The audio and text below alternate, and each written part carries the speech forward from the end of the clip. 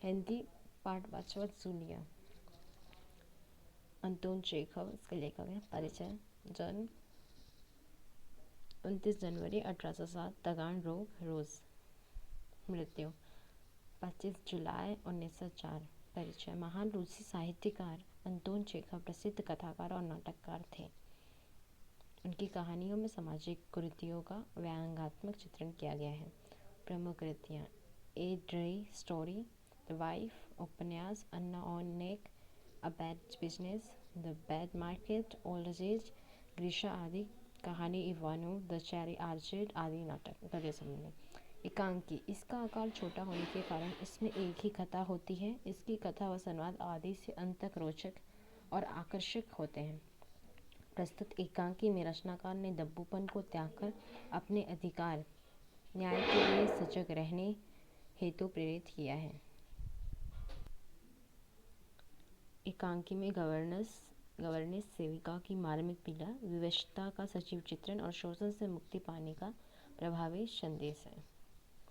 बच्चों की governance Julia. Vasil देवना आती है। जूलिया दबे में, आपने मुझे बुलाया था मालिक? ड्रेसा में, हाँ हाँ बैठ जाओ जूलिया, खड़ी मत रहो। तो जूलिया कहती है, आपने मुझे बुलाया था स्वामी? स्वामी कहते हैं, हाँ हाँ बैठ जाओ जूलिया, खड़ी मत रहो। जूलिया बैठती हुई, शुक्रिया। फिर स्वामी कहते हैं, जूलिया मैं तुम्हारी तनख्वाह का हिसाब करना चाहता हूँ। मेरे ख्याल से तुम्हें पैसों की ज़रूरत होगी और जितना मैं जान सका हूँ मुझे लगता है कि तुम अपने आप पैसे भी नहीं मांगोगी, इसलिए मैं खुद ही तुम्हें पैसे देना चाहता हूँ। हाँ तो तुम्हारी तनख्वाह 3 रूबल महीना तय हुई थी ना? तो ग्रहस्वामी कहते हैं कि तुम्हारी तनख्वाह का हिसाब करना है और मेरे ख्याल से तुम्हें पैसे की भी ज़रूरत होगी और जितना मैं जान सका हूँ मुझे लगता है तुम पैसे मांगोगी नहीं, इसलिए मैं खुद ही तुम्हें पैसे देना चाहता हूँ। हाँ तो तुम्हारी तनख्वाह 30 रूबल महीना तय हुई थी ना? तो जूलिया कहती है विनय स्वर में, जी हाँ मालिक, 40 रूबल। वो कहती 40 रूबल तय हुई थी। ग्रहस्वामी, नहीं भाई 30, ये देखो डायरी। पन्ने पलटते हुए, मैंने इसमें नोट कर रखा है। तो कहता है ये देखो डायरी, पन्ना पलटता है और कहता है देखो मैंने इसमें नोट कर रखा है, मैं बच्चों की देखभाल और उन्हें पढ़ाने वाली हर गवर्नेंस को 30 रूबल महीना ही देता हूँ। तुमसे पहले जो गवर्नेंस थी उसे भी मैं 30 रूबल ही देता था। तो कहता है कि मैं सबको 30 रूबल ही देता हूँ, पहले जो गवर्नेंस थी उसको भी मैं 30 रूबल ही देता था। अच्छा तो तुम्हें हमारे यहाँ काम करते हुए 2 महीने हुए हैं ना?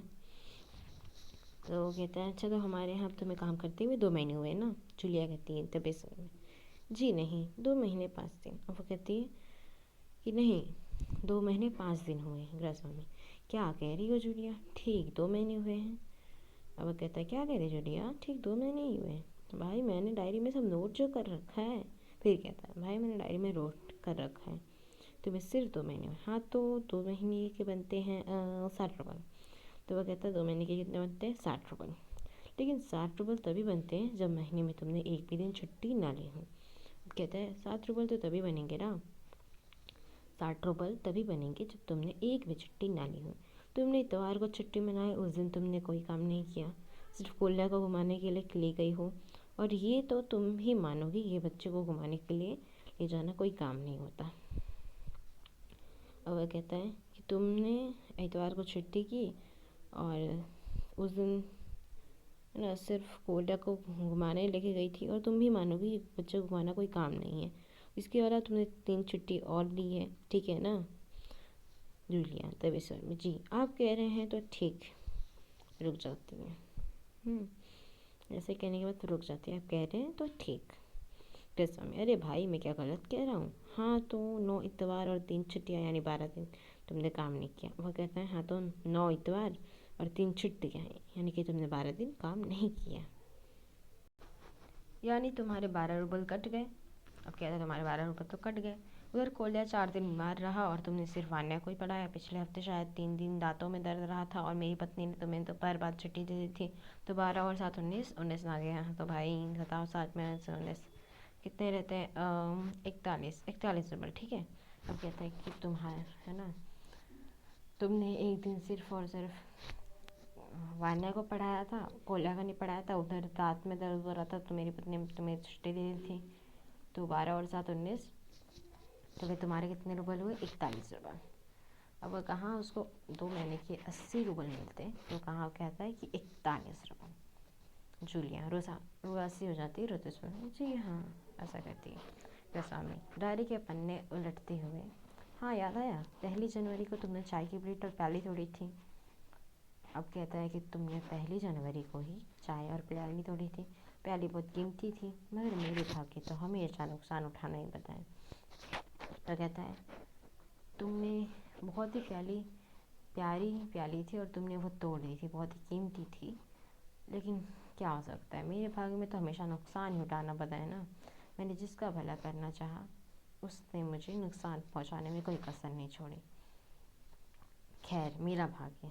तो कहता है खैर छोड़ो, हाँ तो मैं प्याली के 2 रूपल ही काटूँगा। अब कहता है मैं प्याली के 2 रूपल ही काटता हूँ।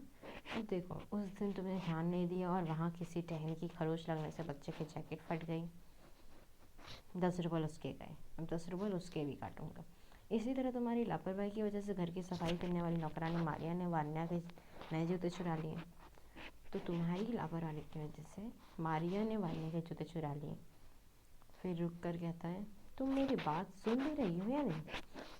अब इतना सब कुछ सुना दे कि तुमने प्याली तोड़ी है ना, और बहुत कीमती थी वो, मेरे भाग में नुकसान ही लिखा है।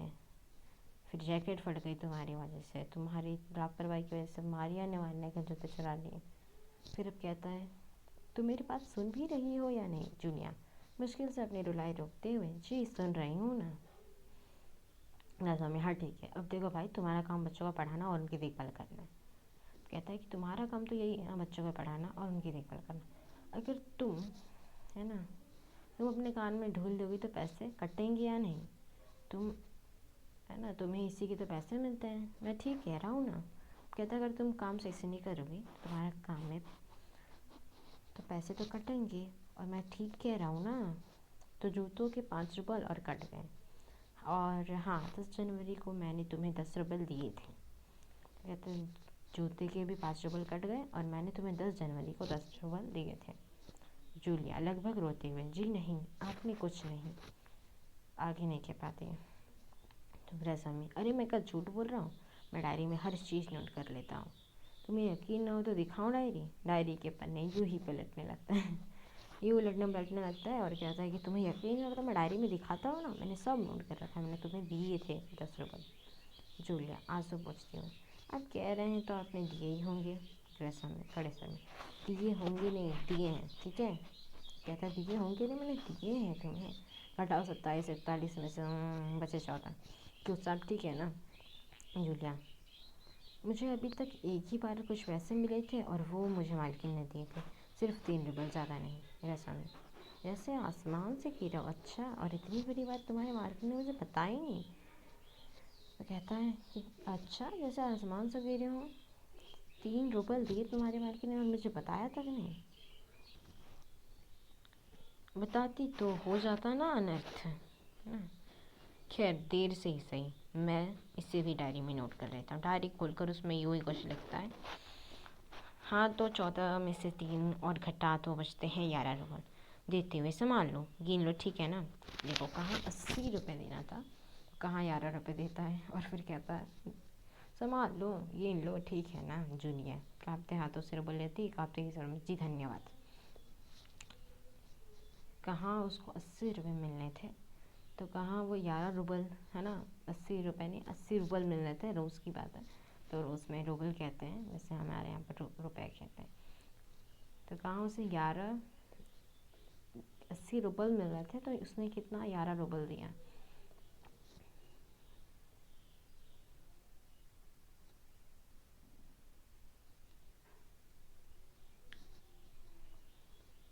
सीधा का सीधा 69 रुपीज़ कट कर दिया, 69 रुपये।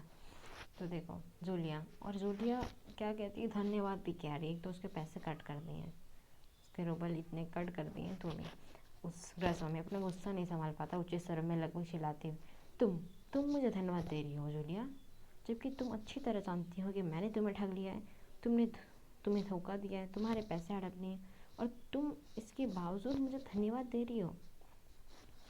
अब वो उसका मालिक कहता है, मेरा स्वामी, कि तुम मुझे धन्यवाद दे रही हो चिड़िया, जबकि तुम्हें मालूम है कि मैंने तुम्हें ठग लिया, तुम्हें धोखा दिया, तुम्हारे पैसे हड़प लिए, तुम फिर भी इसके बावजूद मुझे धन्यवाद दे रही हो।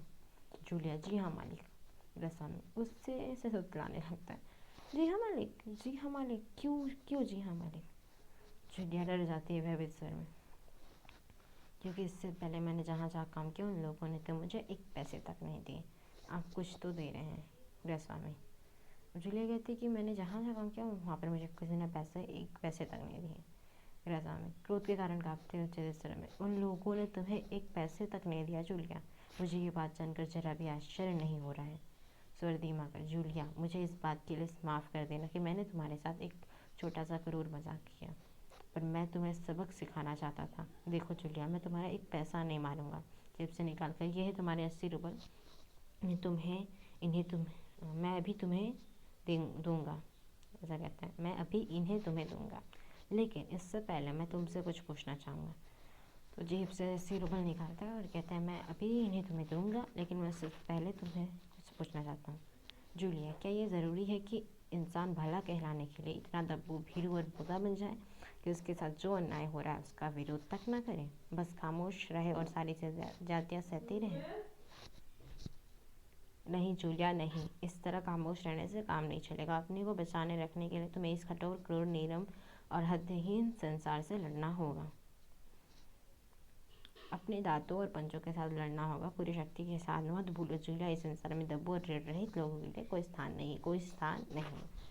तो वो जानबूझ के एक छोटा सा क्रूर मजाक करता है उसको समझाने के लिए, ताकि वो जो अन्याय हो रहा है वो उसका सामना करे और लड़े, अपने हक के लिए लड़े। तो इस कहानी से सभी है ना यही बताने की कोशिश की गई कि आपके साथ अगर अन्याय हो रहा है तो आप फिर आप अपने न्याय के लिए लड़ो, है ना, और अपने हक को ऐसे आसानी से नहीं छोड़ देना है।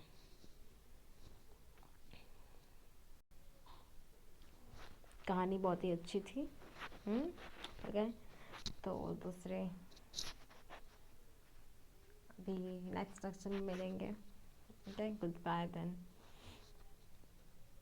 फिर मिलेंगे नेक्स्ट सेक्शन में नेक्स्ट वीक के साथ। ओके, तब तक गुड बाय, टिल देन, जय हिंद, जय भारत।